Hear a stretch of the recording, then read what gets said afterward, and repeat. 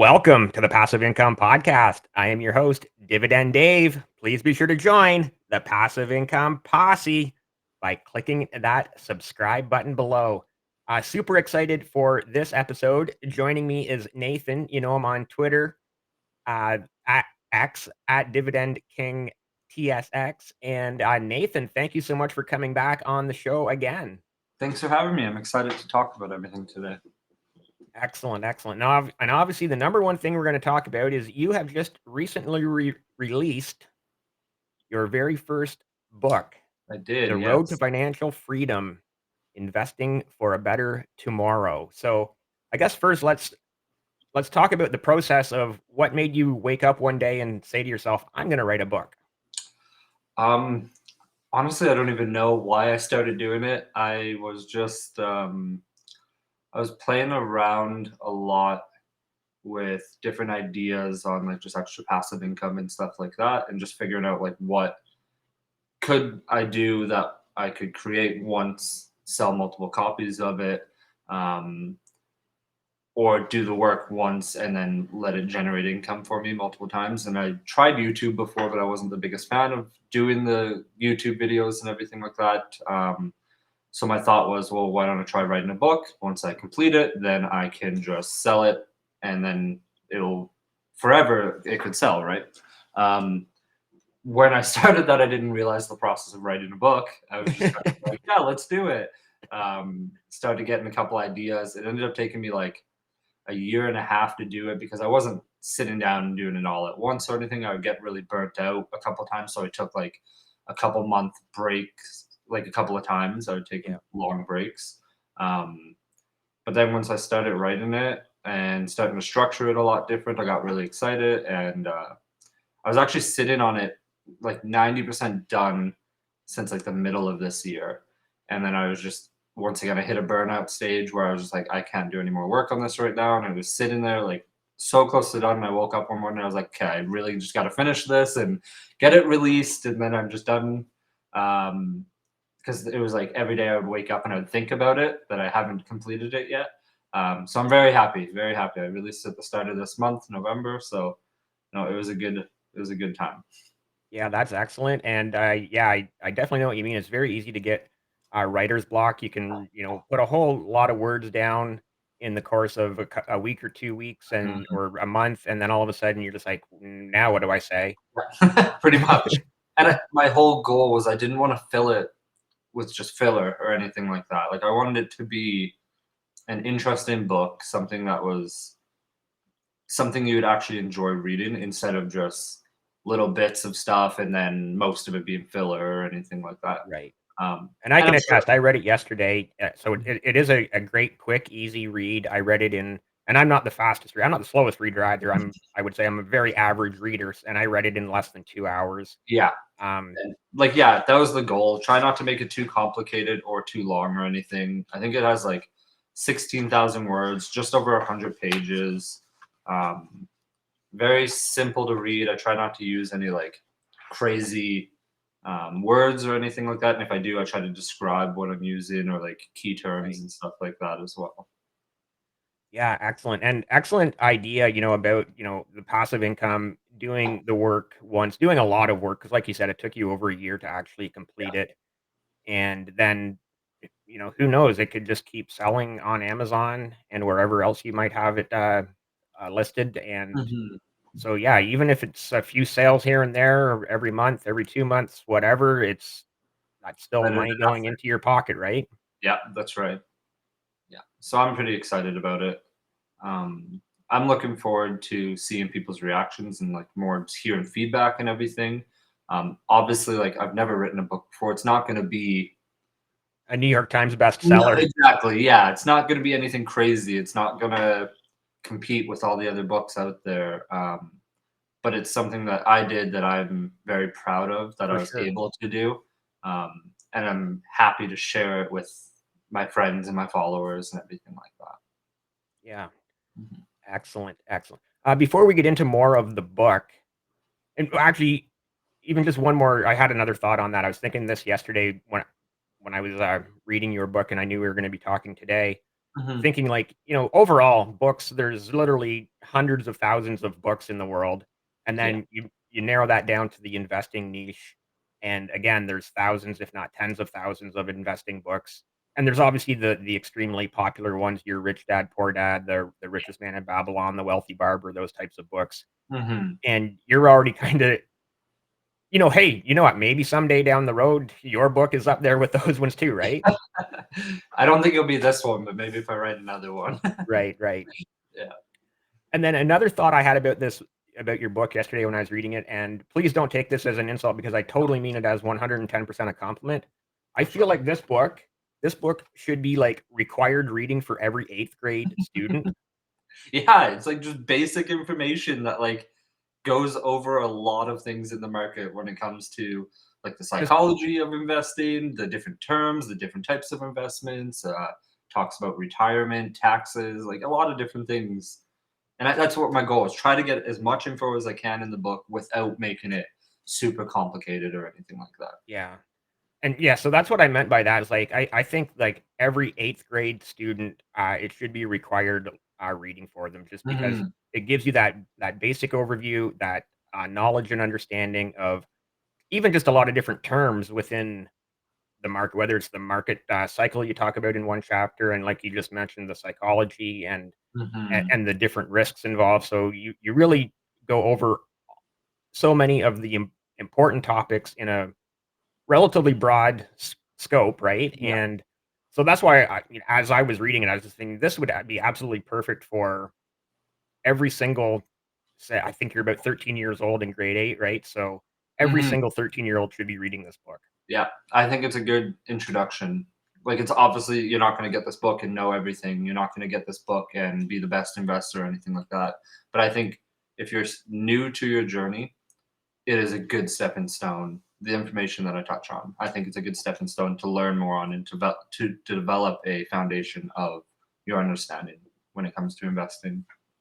Yeah, I would agree with that 110% for sure. I'm now, like I said, I want to come back to the books. I really want to probably talk about the book for the most part of our conversation. For But sure. since we've last talked, and it's been, I think, nearly a year, I know you were on one of the live streams there at one point, and it's been over a Mhm. year since you were one of the first, I think you were in the first 10 episodes of I think the so. Passive Income Yeah, podcast. And here we are at episode, I think it's 121 we're at now. that's crazy. You've been Plus so killing many it. live streams, right? So, Seriously. in that time anyway, since, over a year ago and since that time you're on the live stream, sort of what else is going on in your life and in your investing journey? Any companies that you're really focusing on, accumulating more shares of? So, since probably middle of this year, I've taken a huge step back to with how I manage my portfolio. Um, I am pretty much leaving everything I have as is. I'm reinvesting my dividends like normal and everything like that. Or like if I get dividends, I'll go through and look and see which stock has been down the lowest and then buy more of that one so I get a better bang for my buck. But I have been very hands off. I've been very staying away. I don't look at the market or anything like that. I can go a week, sometimes 2 weeks without even checking my portfolio. I Right. just leave it because I know that it's doing the work for me. And I found at the start of this year and even at the end of last year, I spent too much time paying attention to the day to day movement when that's not what I care about. I'm more of the long picture. I'm turning 26 at the end of this month. I still have a long time before I'm planning on retiring. Um, so with that, I've just tried to. I don't want to say that it was stress because like it's not stressful. I really enjoy looking at money and doing the investments and everything, but taking the step back so I can focus more on other stuff has been really nice. And knowing that my portfolio is strong enough that it's going to be fine by itself. It's mostly ETF, dividend paying ETFs. Right. Um, Everything automatically reinvests. Some I have turned off for automatic reinvestments just so I can play with the money basically. Yeah, dollar cost average down, Yeah, like you just exactly. mentioned. Yeah. I've taken a really big step back, which is kind of odd for me because I used to be pretty active, but I've really enjoyed my laid back approach and just letting it do its own thing. And every now and then I'll kind of check on it. There was a couple of new stocks that I grabbed just recently. I started investing in restaurant brand like Tim Hortons. Yeah, RBI, Tim Hortons, Burger King, Yeah, started investing in them. Popeyes, and Firehouse Subs, I think, are Yeah, their core four. the main four. Yeah. And then I also increased a position in Tesla over the past probably couple of months. I've been investing a little bit more in Tesla. Um, that's my fault because I bought it at the peak of this year, and then it immediately went down. So I've just been like dollar cost averaging in that. So now I got my average down below, and I'm actually positive on my position now. Um, but other than that, like I've taken a really big step back and just letting it do its own thing, and it's been really nice. Yeah, I think that's a great approach and a great mindset for someone your age. Like you just mentioned, you're only 25 now, soon to be 26, and Hmm. you've got, another 20, 25 years to go before you're even thinking about retirement. That's right. And checking your portfolio every single day is probably not doing you any favors No, at your stage in life, or honestly any stage in life. Even at my age, I'm literally twice your age. I'm 50, right? And I check it twice a month, and that's only because I'm going in there every second week when I get a paycheck, and transferring some money into my brokerage account, and then at the same time using the dividends to just buy I more see that. shares, right? So Exactly. Yeah. and so I'm really just looking at it, say, twice a month, or every second week, right? Yeah. So And it's nice just being able to relax from it. yeah, You don't doesn't have to consume everything that you're doing. Um, as much as everyone, like, obviously we all really enjoy investing, and that's something that's a big part of all of our lives as we're here on X and here on podcasts and everything like that. But it is nice sometimes to take a step back and just appreciate the other stuff in your life while knowing that you do have something that's working for you. yeah, yeah. I think that's, with that said too, obviously, you know, myself looking at it every other week, there are times when I feel like I'd better do some maintenance here, and I'm going to pare that one down. I don't know, maybe 6 months ago or so, I sold off some dogs and just kind of cut my losses on them, and I've got a couple more dogs that I probably should do the same with, but at I've the been same thinking about the time, same. yeah. Yeah. Like FLT. I've really been thinking about just cutting my losses with that company. I've been invested in them on and off for like 4 years now, and I'm just yeah. That's the drone delivery company that has never delivered never delivered. Ironic. Yeah. Yeah, it is. I used to be a really big fan of them.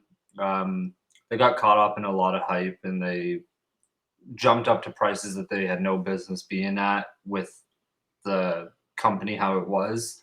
Right. Um, I mean, maybe in 10, 20 years, they might have something going if they keep their competitive edge, but I feel like it's slowly slipping now.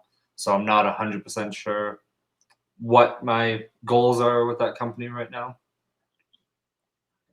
Yeah, interesting. I had that one on my watch list for the longest time too, and I never pulled the trigger, and I'm kind of happy. But again, 3, 4 years ago, yeah, that looked like a really good idea. It's like, oh wow, these guys are doing what could turn out to be incredible things, and here we are now, 3, 4, nearly 5 years later, going, What's up? what's up? Yeah, Yeah. exactly.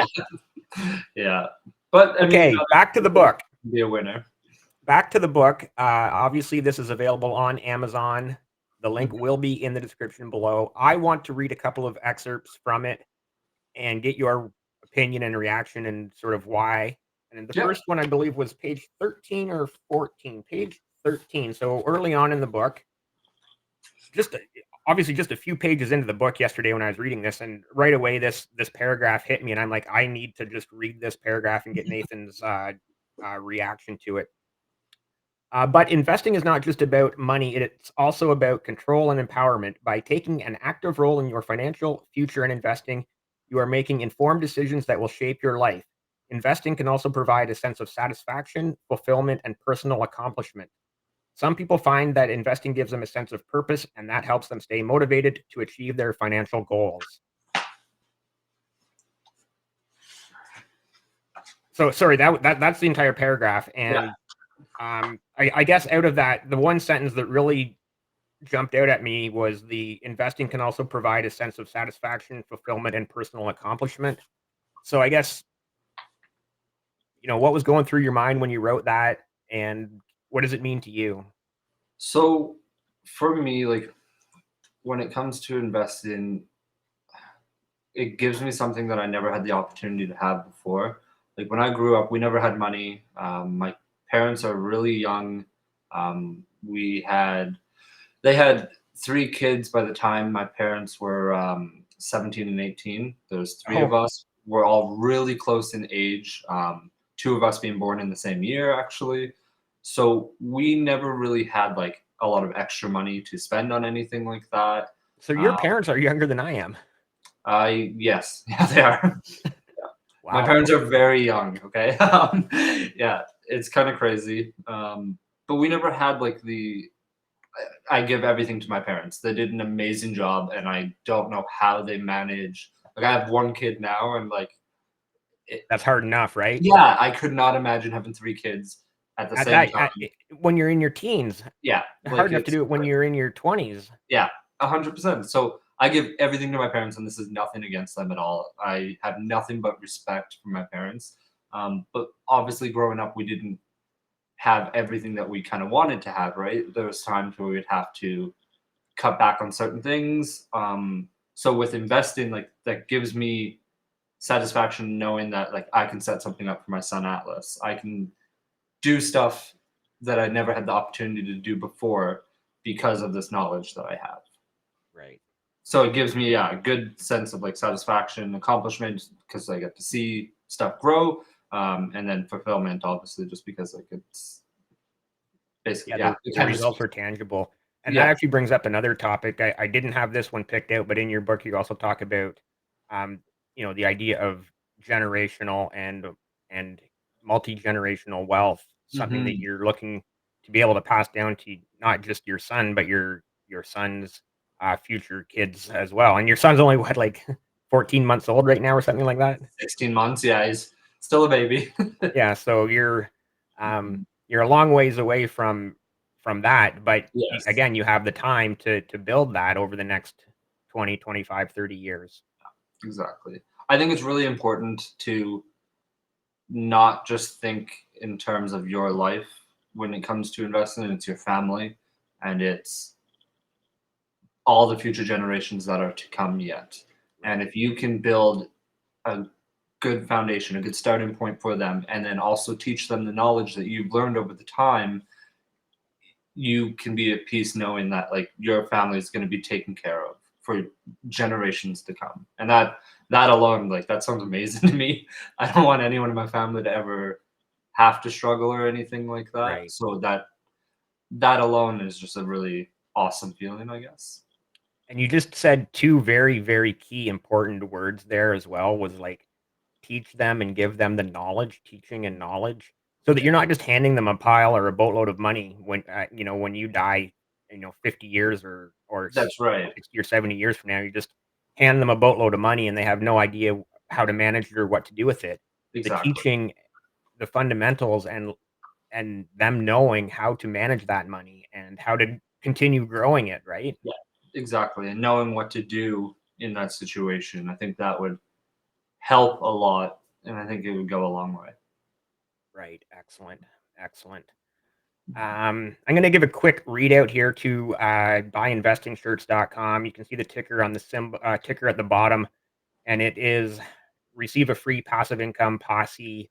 Turn that cash register around coffee mug with any purchase over 100 Canadian dollars before taxes and shipping at Buy Investing Shirts. Use code word posse for a 5% discount. Link in the description below. And I know that sweatshirt that you're wearing right there is also from buyinvestingshirts.com. So It is, shout yeah. out to Patrick for the incredible merchandise he has over there. This hat, this t-shirt, this too, great. Tons of coffee mugs. I think So I have yeah, 3 or definitely 4 check out coffee mugs. buyinvestingshirts.com. Link in the description below. Okay, back to the book. Back to the book. Again, link in the description below. And page 64. I know I'm jumping way ahead here, but page 64 is in the managing debt, Okay. chapter 11, debt and methods to tackle it. So basically, uh, you kind of have, I guess, 4 or 5 different uh, paragraphs But the two I want to focus on is the snowball method and the avalanche method. For sure. And snowball, so I'll just read it here quickly. The snowball method is a debt repayment strategy that involves paying off your smallest debt first, then using the extra money you free up to tackle your next smallest debt. This method can be motivating because you see progress quickly, which can help keep you on track. As you pay off debts, you will have more money to put towards paying off the next debt. So that is obviously it's a good method. Nothing Hmm. against that method. And then the avalanche method. The avalanche method is a debt repayment strategy that involves paying off debt with the highest interest rate first. This method is more cost effective in the long run because it will save you money on interest. However, it may take longer to see progress, which can be less motivating. Yeah. So, Correct. I really want to talk about debt, credit card debt in particular. For It can sure. be a burden. I was Hmm. thinking this earlier. I've been there. I've been there where all of a sudden you've got $20,000 in credit card debt, which is Hmm. not manageable. If you, especially, all my life, I've sort of been an average wage earner. I've never had the income of like a doctor or a lawyer, Yeah, for obviously. sure. And honestly, even if you're making two or 300 grand a year as a doctor or a lawyer or more, $20,000 in credit card debt is still not a place you want to be, right? No, I So, agree. yeah, credit card debt can be a killer. And I guess I just wanted to get your thoughts on sort of that whole snowball versus avalanche and thoughts one way So, or the other. so for me, I think both methods are good, um, but I believe that each method will work differently for each people. Like some people will see the snowball method and they won't be as interested to do it, mostly because it's not the most what's the proper way to word this? It's not you're going to be spending a little bit more money doing the snowball method just because you're not paying down the highest interest debts first. You're just paying Right. the smallest loan amounts, um, which is good for a lot of people if you like to see the satisfaction and like knowing that that's 1 out of 5 bills completely paid and everything like that or whatever. I personally like the avalanche method. Sorry, just because you're saving yourself money. You're going to be paying down the highest interest debt. It might take longer to do it this way, um, or it might feel like it's taking longer just because you're not paying off an actual full debt each time. Right. But with that, you're saving so much more money on interest, and interest really is the killer here. It's not that's the part that you're wasting your money on is the interest. So if you can pay off the one with the highest interest first, cross that one off, then you'll have so much more money to be paying off your lower interest debts that aren't costing you as much money as they sit for longer periods of time. But if you let a high interest debt sit while only making the minimum payments on it, you're gonna be paying it off for 30 years. You know what I mean? Right. Yeah. So I like the avalanche method better. Um, but that doesn't work for everybody. I know. I know some people get really discouraged when they try to do it that way because they need to see results quicker than um, however long it will take for the other method. So I know that some people prefer the snowball method, but for me, I like the latter. What about you? Well, Which yeah, I method? can definitely pretty much repeating exactly what you just said. Like I can see the advantages to both, Hmm. and again, more or less exactly what you just said. It depends on the person. Going back to the saying, personal finance is personal, and so me personally, I might like to see it's like again, we'll use your number of 5 and it's like, okay, you pay off 1, then you pay off 2, Hmm. and you pay off 3, and you actually see the progress. For me, the psychology of that might be a little bit better, but I Hmm. obviously definitely see the advantages too of paying off the highest interest rate one and paying less money in the long run. But Yeah, exactly. so to each person, it's an individual choice, but I think we both need to stress the importance of getting that debt paid off. Yeah. I personally think if you have credit card debt and you're investing, it'll be more beneficial for you to sell all of your investments and pay off your credit card debt because the interest that you're earning on your investments is most of the time not even near the interest you're paying on your credit card Right. debt. It's gonna suck. Yeah. Last year I I was sold gonna say, didn't you just do that about a year ago? I saw you tweeting about last it year I saying, sold "Listen, like I'm just a selling all my investments so I can get out of debt." Yep, and it was worth it because it's just so freeing, and then you can just rebuild your portfolio and not have to worry about the debt attached to your finances. You can just completely clear it, and then no longer pay any interest on it, and then you're earning more returns in comparison on your actual investments. Right. So I just think it's smart. It's hard. It's not an easy thing to do, especially if you really enjoy investing, which I do, Yeah. obviously. But it's worth it, 100% worth it. And I know that if anything ever happened where I did accumulate more credit card debt for whatever reason and couldn't pay it off in a decent amount of time, I would do the same thing again. I would liquidate my portfolio and sell off the debt, or sell I my portfolio and pay off the debt. I just think it's the smart move. Yeah. I I'll give you a little bit of personal right now. My current situation with credit card is I try my absolute best to pay it off in full every single month, Hmm. but there are months where I don't quite, you know, for whatever reason, other bills pop up, and Oh, exactly. so just last month, I think I was carrying about $200, right? Still, Hmm. it's still manageable. That's still Oh yeah. small. The following month you're going to get it paid off. Yeah. But I was looking at my credit card statement, and without even thinking about carrying that $200 forward, I saw this charge for like $9 and 60 some cents change, and I was like, "What is that? I don't remember spending $9 on my credit card."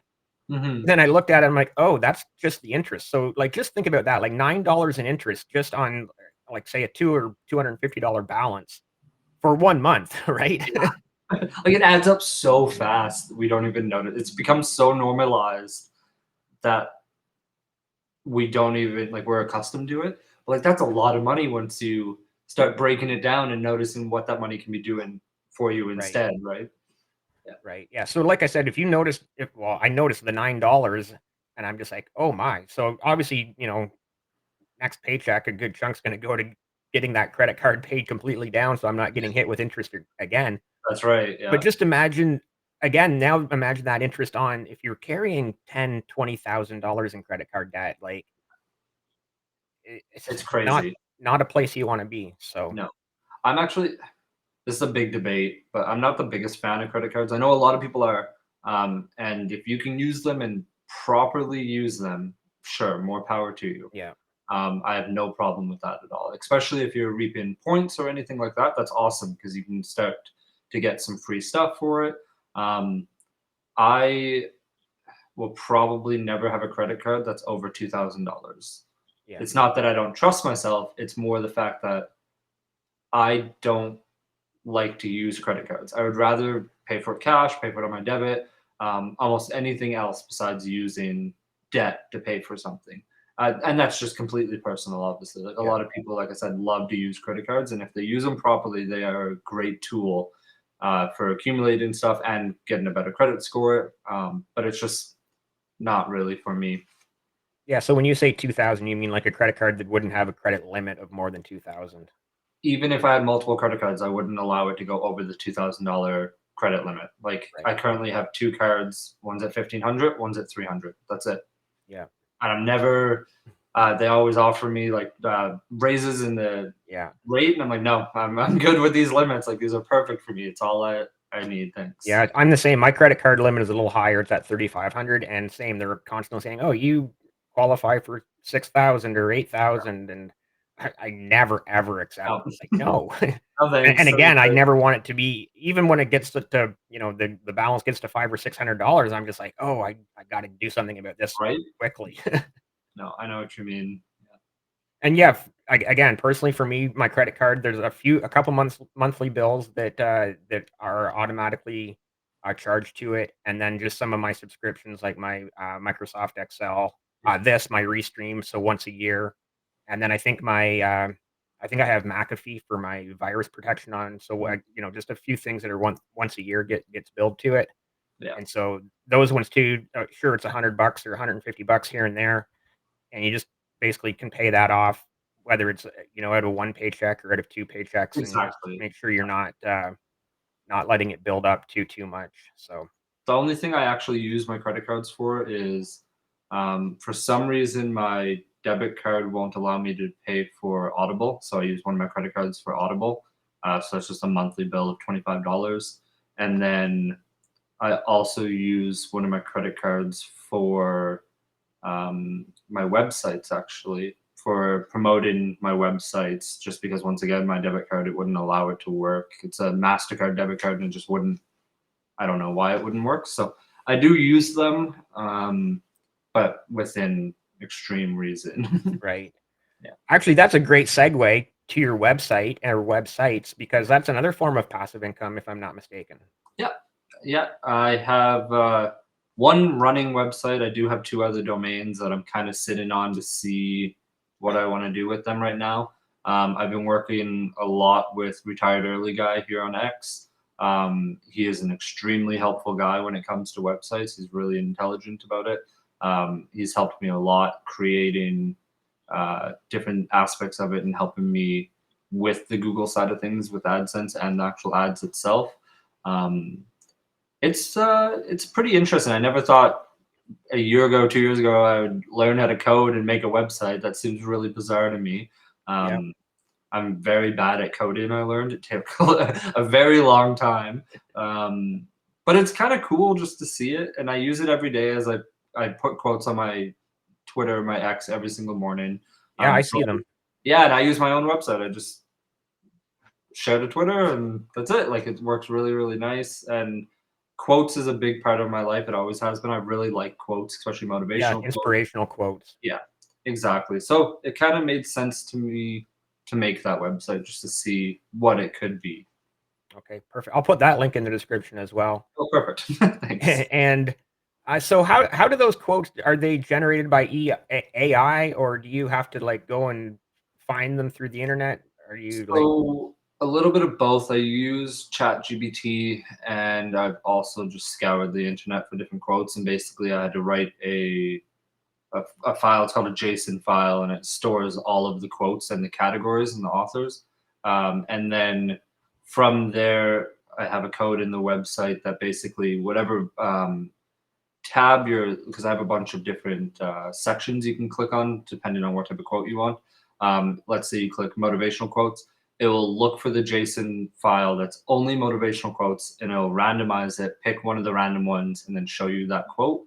Um, so I had to find all the quotes and format them and put them in position and everything, and then upload it. That's actually the part that probably took one of the longest parts, trying to find all the quotes. Uh, I don't want any duplicate quotes or anything like that. right? Making sure everything was proper and everything. So that took a while to learn the structure of that. But I can update it at any time now because I just have to go in and edit the file, and I can always add or delete anything that I want on it. So that's pretty Interesting. nice. Cool, cool, cool. So I've read it again, we're gonna go right back to the book. I've read a few things out of the book. Is there anything that you'd like to read or bring up or talk about? Um, I think one of my favorite chapters is chapter 18. It's called Not Just a Ticker. And it kind of just goes over the fact that it's more than just the numbers and letters that you see on the screen. There is an actual company that you are investing in with real people doing real work. You need to understand that it's not a game, basically. It's more than just what you see on your computer. This is a real life situation. Um, and you want to have an understanding of what the company actually does before you invest in them. Um, and like to take a deep dive in the company itself, not just, oh, you see ABC stock doing really good on Twitter or X, so you're going to invest into it when you have no knowledge of what the What company they do or is. who they are or Exactly. Yeah. So why I they really, exist? yeah. So I really like that chapter just because it's kind of even reminds me that like you really have to do your research before you just start throwing money into something. Um, this isn't crypto. It's you have to really figure your stuff out. You don't want to waste your money. You don't want to invest in just dud companies that aren't going to do anything for you. Um, sure, you might get lucky the odd time by investing in something and it's just going to keep running. Um, but it's not a plan. It's not a financially smart plan itself. Right. So I really like that chapter just because it goes over everything and talks about what you should be looking for in a company and everything like that. I'm really happy you brought that up because I was thinking this yesterday as I was reading that chapter.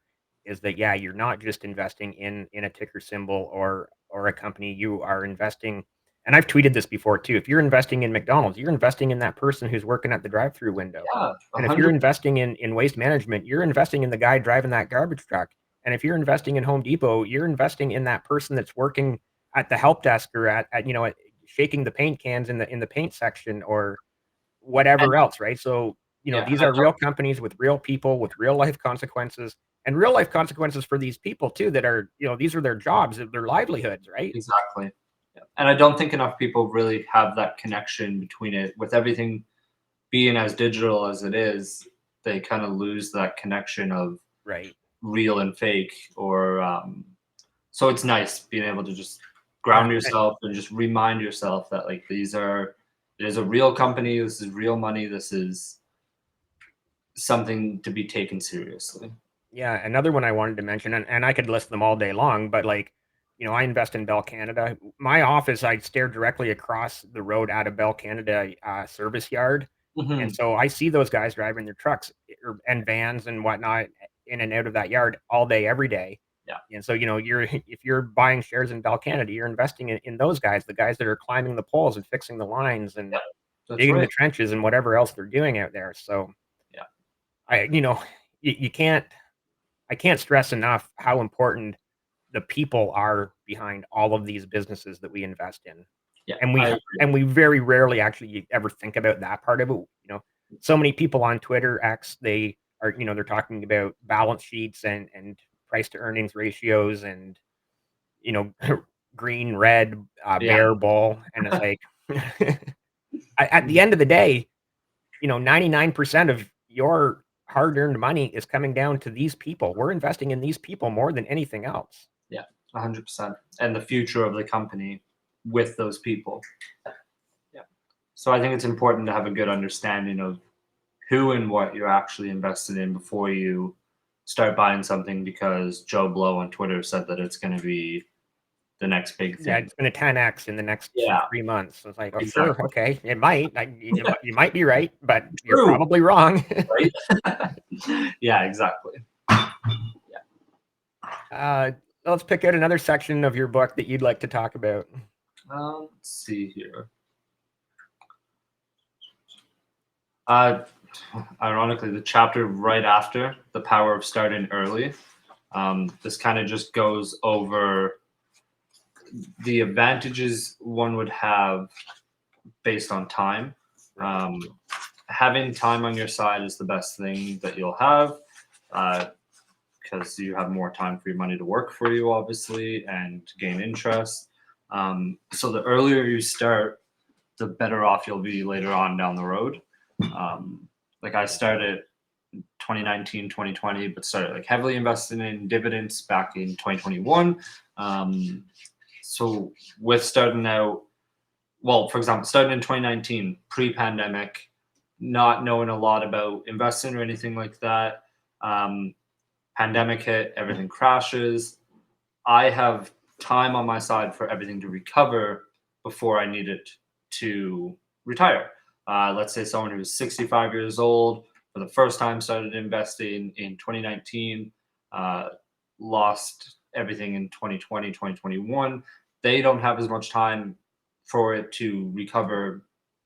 They might need that funds before that, you know what I mean? Yeah. So just starting early, getting in good habits at a younger age is very important. And that's another reason why this book is like as simplified as it can be when it comes to investing without being useless. Like I still want people to understand information, but I want to make it easy that anybody with any background can pick up this book and take something from it. I believe. Um, so yeah, the power of starting early is I don't think it's talked about enough. Like obviously everybody mentions like, oh yeah, invest while you're young and everything like that, but nobody takes it seriously.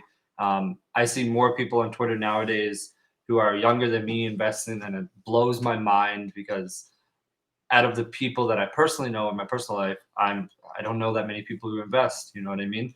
Yeah. Not a lot of people enjoy doing it or talking about it. So seeing like some 16-year-old who has been grinding so hard and working so hard and investing in stuff, that's amazing to me. That gives me like a good feeling for the younger generations to come still, because I know a lot of people say like we don't get taught enough in school, which I agree we don't. But these kids are looking for the information themselves. They have that drive, the itch to learn more about it. So that is awesome, honestly.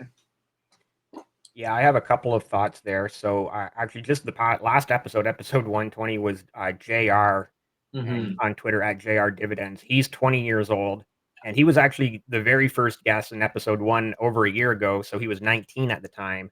And yeah, so and we talked obviously about that to him being so young and how he has, time on his hand, or time on his side Yeah, to, that's right. just really let that the power of compounding take effect. Same as yourself, you have the time on your side for the power of compounding to take effect over the next 20, 25, 30 years. And then my other point to that was you mentioned, sort of your IRL in real life friends or people that you know. And I think part of that is still talking about money is still something of a taboo subject for a lot of people, It right? is. It So, really is. I'm trying to break those walls and that stigma behind investing.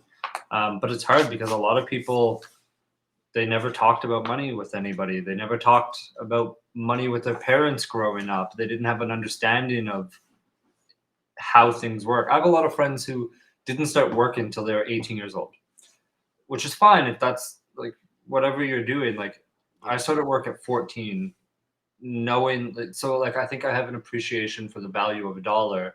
Like I started working, I was making I think 8.75 or like 9.25 or something like that an hour, and I thought that was the best thing ever. Like I thought that was the coolest thing ever, that I could trade my time for money. Now that I'm older, I don't want to trade my time for money anymore. I want to, figure out better ways to make it. Um, but having that like appreciation for it definitely helps. Yeah. Interesting. So, okay, I'm just kind of trying to do the quick math here. So about 11 years ago, so 2011, 2012-ish, I think so. That's when I started. and you were 14, give or take, I was 14, I believe. Yeah, and you said 8.75 an hour? that's what I think it was. Let me think.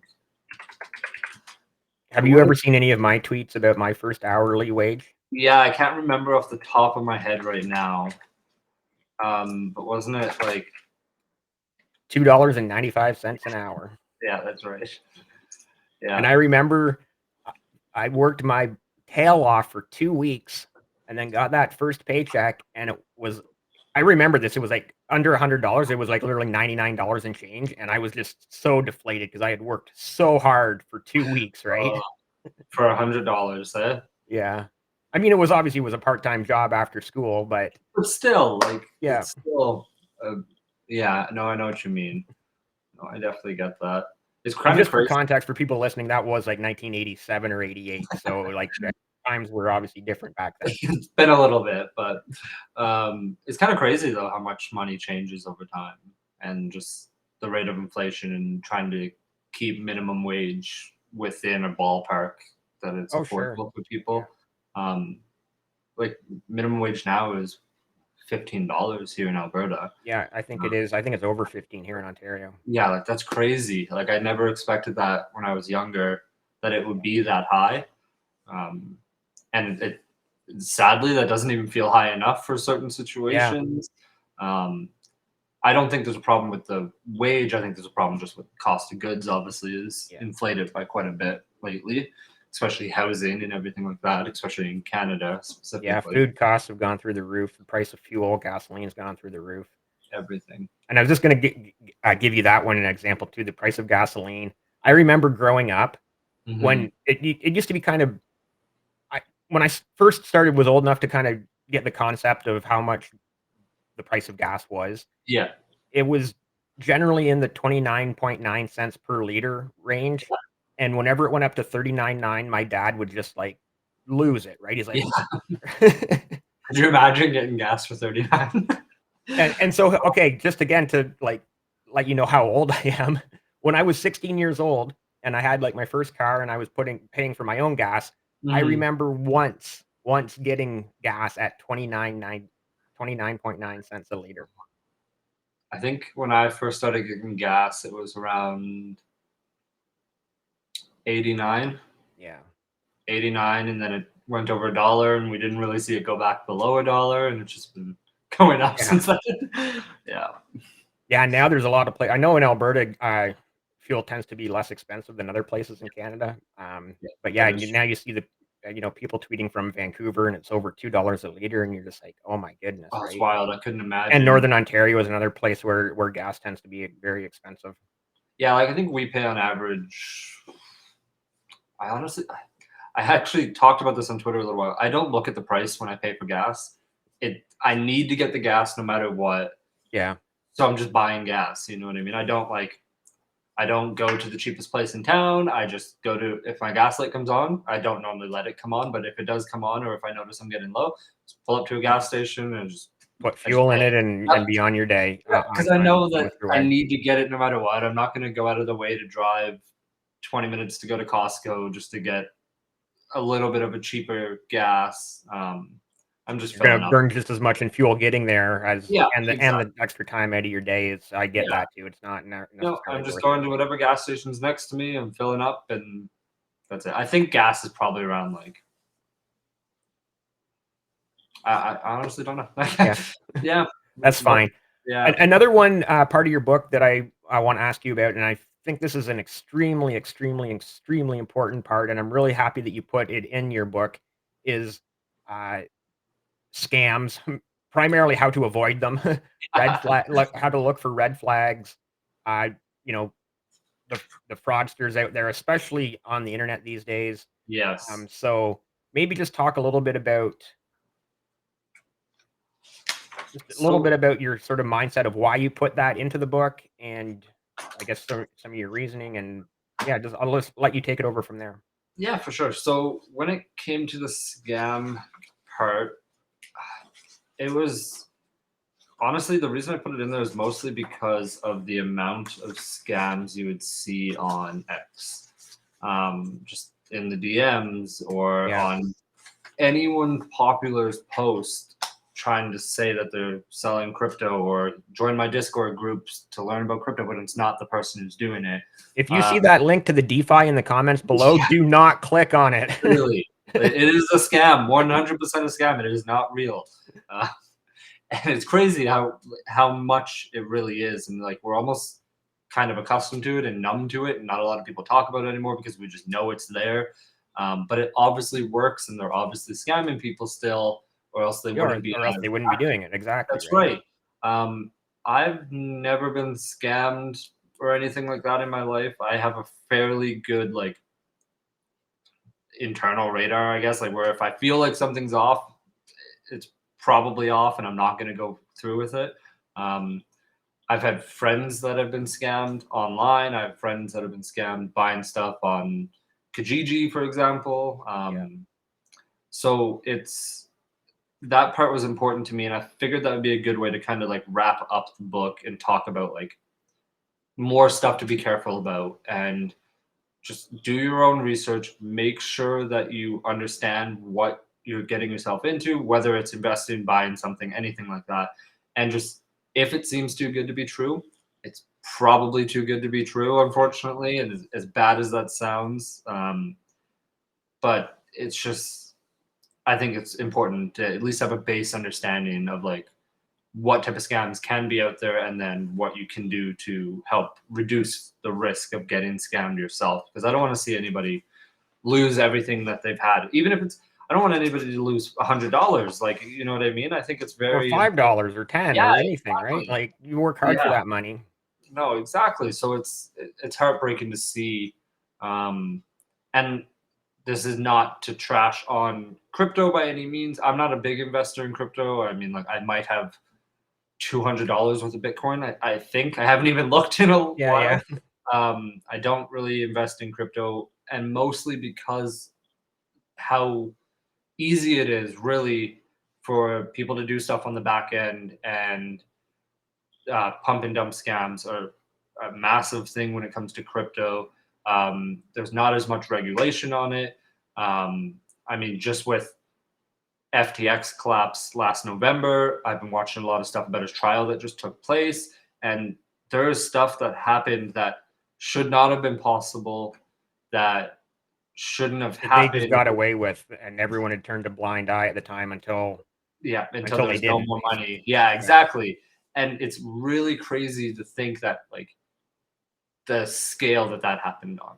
That was the yeah. biggest, if I'm not, if I'm correct by saying this, I think that was the biggest scam in US history, besides, um, the original Ponzi scammer. The Bernie Madoff one? Yes. Yeah, yeah, Yeah, yeah. I'm pretty sure that was the biggest scam in US history since that day. I could be completely wrong by that. I've just been watching some videos on it. right. Um, but that's scary. A lot of people lost their money who had no idea what they were getting themselves into, because their friend, their coworker, their family was like, "Oh, do this, and I'm making so much money," and then a lot of people lost their life savings, and a lot of people can't come back from that, or it'll take a long, long time to come back from it, or they'll feel defeated. So I just want to people to have like a better understanding of like a base understanding of what scams can be out there and what you can do to protect yourself. Right. And that's not saying that crypto is a scam. I think crypto does have its place. It's just not for me. And if you are going to invest in something, be knowledgeable and Yeah. fully understand what you are invested in. Yeah. We didn't really talk about this chapter of your book, but you had another chapter about like risk management and risk tolerance. And obviously, your risk tolerance meter and those red flags should be going off on a lot of these things you see. Because like you said, if it's too good to be true, 99% that it probably is too good to be true, right? Yeah, So that's right. And that's also why I put the risk management chapter like fairly early in the book to give like an introduction of like what types of risks that there is when it comes to investing and everything like that. Um, and just a simple way to like just talk about it and make it pretty simple to understand and everything like that. Um, Even I go into talking about like asset allocation and how much you have invested in each sector. If you're 100% in oil and there's an oil crash, there's a good chance your portfolio is going to lose a lot of value. But if you're 50% in financial, 50% in oil, and there's an oil crash, at least some of your portfolio will still hold itself. right. So it's nice to have an understanding of risk when it comes to investing and And ways. you also mentioned in there that again, you're young, at Mm, 25, almost 26. You have time to get into real estate. Obviously, you're going to want to get. I don't think you own your first home yet. Maybe you nope, do. And nope. so if you obviously you need to get your family home first. Would be my suggestion, opinion, Mhm, place for you, your wife, your kids, that's and right. then sort of your goal down the line, whether it's 10 or 15 years down the line, is to have rental property as well. Yeah. Yeah, I think that'd be a good goal to have. We were originally planning on buying a house by 2023. That was back in 2019, pre-pandemic.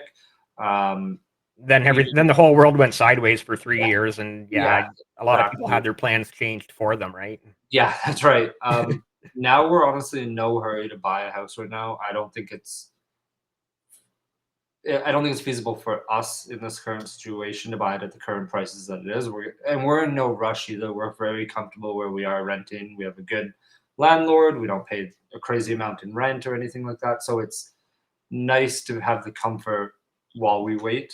Yeah. But we're not in a rush to buy anything anytime soon. We're just going to kind of wait it out and Well, there's another big one too, right? Like 3 years ago, you probably coulda locked in at, say, 2.5 to 2.9% interest, yeah, where now you're gonna be lucky to get 6 or 7 probably. So, exactly, I if can not see why you're higher. taking your time to say, "Hey, maybe rates will come back down." And rates probably I'm hoping that they'll come back down as well, right? I hope so. We'll see what happens, I guess. Yeah, well, again, I'm in that situation where the house I'm in right now, I bought it just over 2 years ago, so I locked in for 5 years at the 2.8 or 2.9, Mhm. and I'm just like, in the next 3 years, these rates have to come back down before I Yeah, have to before your refinance, right? renewal. That's right, yeah, like and I know so many people I think I was reading something that, like, either I think it's, like, 60% of home renewals are happening within the next 2 years, Yeah. and that could create a massive problem because I don't think people have the money to pay everything. I think there'll be a lot of No, loans we don't. People don't paid. have the money because what we just already mentioned, the price of fuel, the price of food, right? Exactly. Like, your money can only get stretched out so far. And then people like ourselves who are also trying to like put a little bit away into your brokerage accounts to keep investing for your future, whether it's a 10 or 15-year window or time horizon, or for like yourself, longer. No, exactly. That was crazy.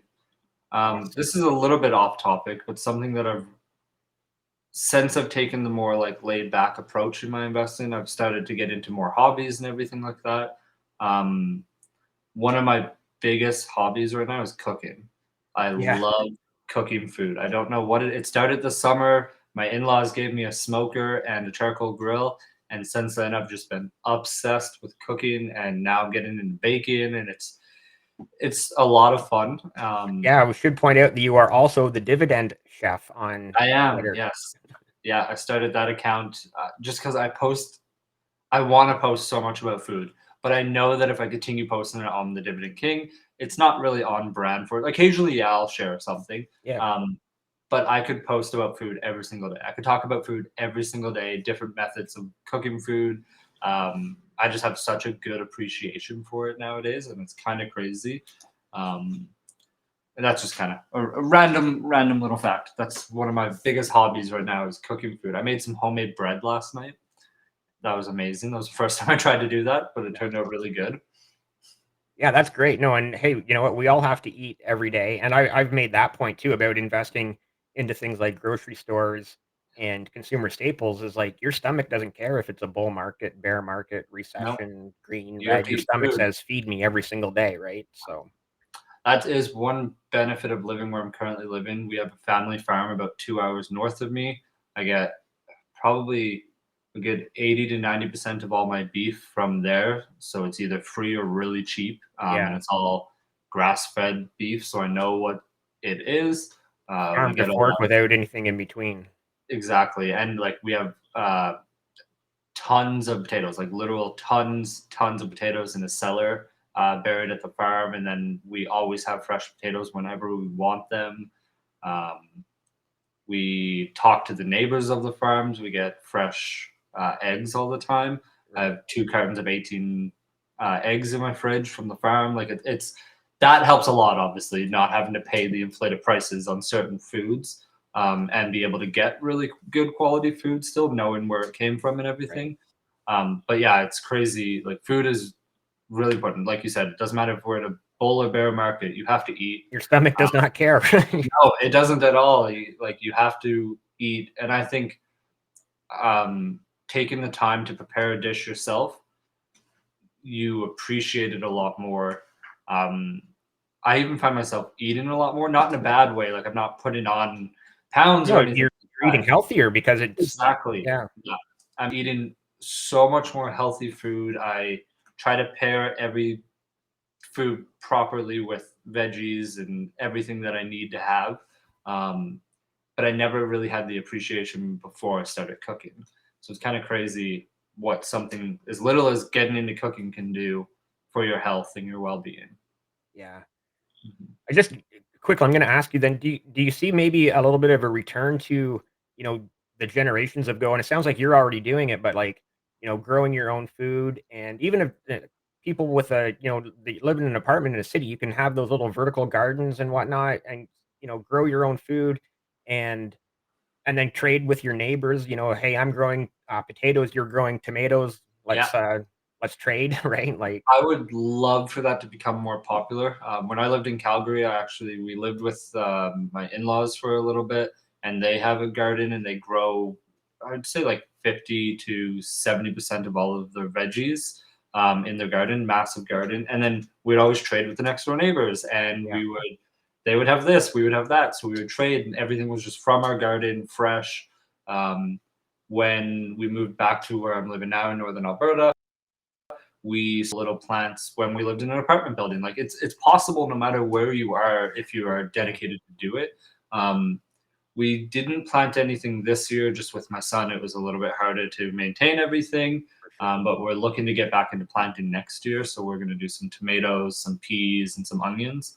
Um, and even just those couple of things, you're saving yourself so much money Yeah. not having to buy the stuff anymore. And I really hope we see a bigger shift to people making their own food, making stuff from scratch too. That's one thing I've learned. I try to make most things that I can from scratch now.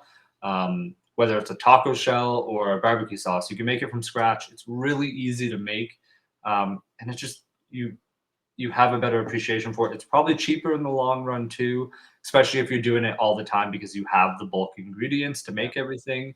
Um, I would love for the world to go back to a place where, like, yeah, we grew more stuff and we trade it with people. I think that would be a lot of fun. I think that could be cool.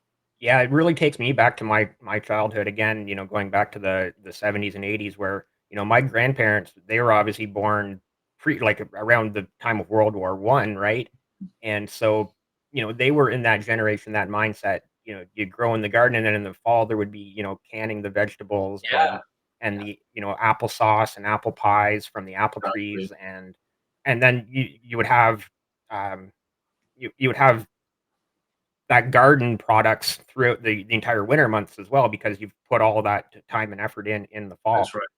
And for them, it wasn't something they did because they wanted to do it, it's because they had to do it. That was They didn't just have the a way it was choice. back then, right? Right.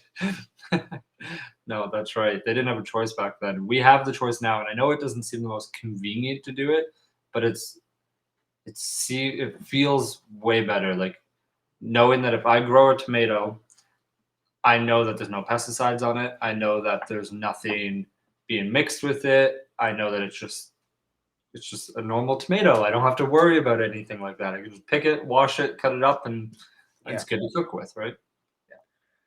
Awesome. Wow, amazing. We're well over an hour already, and it Wow. feels like we could keep talking. Obviously, the link in the description below for, Nathan's book, The Road to Financial Freedom: Investing for a Better Tomorrow. I didn't even get to the part of asking you about the artwork on this book, but maybe we'll talk about that next time. You know what? I'll quickly give a shout out. That was from Dividend Roots Oh, over on. okay, cool. He made this. I will tag him in the post when you upload this video. Sure. We can share it to X. I'll tag him into it. He helped me a lot with it. He ended up making the final design. I liked it so much. I just said, "Yep, let's go with that." I think it's pretty cool. It's got like money floating down Yeah. and everything like that. Yeah, you can't Uh, quite see it on camera, but if you have it in your hands, you can definitely see the little money in the clouds. you should definitely have it in your hand. By the way, you should Yeah. buy it. Link in the description below. um, Again, thank you really, so much for your time. one more thing, Truly. really quick. Yep. On average, how many likes does one of your videos get? Oh, it varies. 5, 10, sometimes 30, Okay, 50.